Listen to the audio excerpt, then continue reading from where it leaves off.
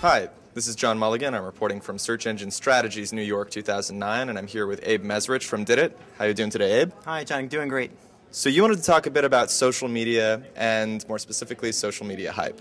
I do. I think there's a big question mark in my mind about how much of the conversation around social media is just people getting excited about the next, and not really thinking about whether there really is a true monetization strategy, whether there's a true marketing strategy, whether the players we're seeing now are really going to be the players we're seeing in 2 years from now, or they're just the ones that are getting the most excitement today.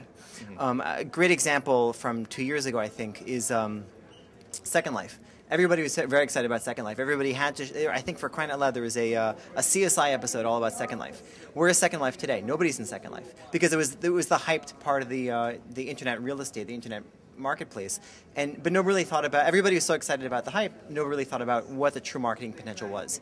Do you think there's kind of a disconnect, to look at this broadly, between the hype on the one hand and the actual innovation that's taking place on the other, given that the innovation that takes place has to reinvent what happens, and the hype always seems to be focused on the newest app that people don't seem to be able to break free of the paradigm of the next Google, whereas it seems that being an impossibility, what people should look for is sort of a more fragmented approach to seeing new utilities. I think that's a great point. I think, maybe to put what you're saying a little bit differently, we shouldn't be looking for the next Google, because there won't be a next Google, because right. Google is the next Google. Whatever the next Google is going to be is, Wikipedia. Is Wikipedia the next Google for encyclopedias? No, Wikipedia is the coolest new thing in encyclopedias. It has nothing to do with Google. I think we should stop chasing a single paradigm and saying who is the leader of the web for good, and say who's going to be the leader of the web in this particular niche. And that doesn't even need to be within the same niche. I mean, MySpace was going to be the next Google 2 years ago. What's MySpace now?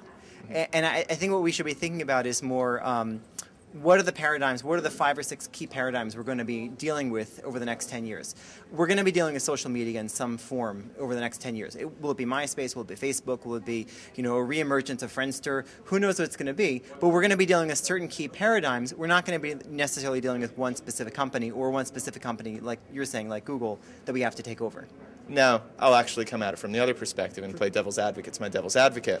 Don't you need this sort of a hype in order to be able to sell the wacky idea, right? I mean, something like Twitter, I think it was a Marketplace episode, or perhaps on the media where the person who was being interviewed said something like, you don't want a gatekeeper. Not that that's what you're advocating, but you don't want a gatekeeper on the internet, considering it's always the dumb ideas that become the most useful. Right. Like if someone came to you as a VC firm and started explaining what Twitter was, you would have to throw them out the door and say you guys are on crack, right? That right. doesn't make sense. Right. So don't you need people to get a little overexcited about these sorts of things for them to actually realize their full potential? I think overexcitement definitely has a place. I think Twitter would not be where Twitter is now if it weren't for the overexcitement. I think a lot of VC money tends to trail the overexcitement. So, bring things back to SES where we are now. If you track the tail of SES over the last couple of years, I think it was a year and a half ago, everybody was an ad network. Because the VCs basically decided, oh, there's an ad network and it's working out well, so every VC needs to have an ad network. And there's a lot of money follows where the hype is. But unfortunately, the hype, whatever the thing that's going to ruin Twitter in the next 5 years, is already in development. Mm-hmm. I think we need a sort of creative ability to play and find new channels and find new synergies between the old and the new. But I think what we should need to think about is, if you're a VC funder, if you're trying to figure where to put your marketing money, where to put your investment money, is the thing you're actually investing in, is it a real durable model, or are we just following the hype?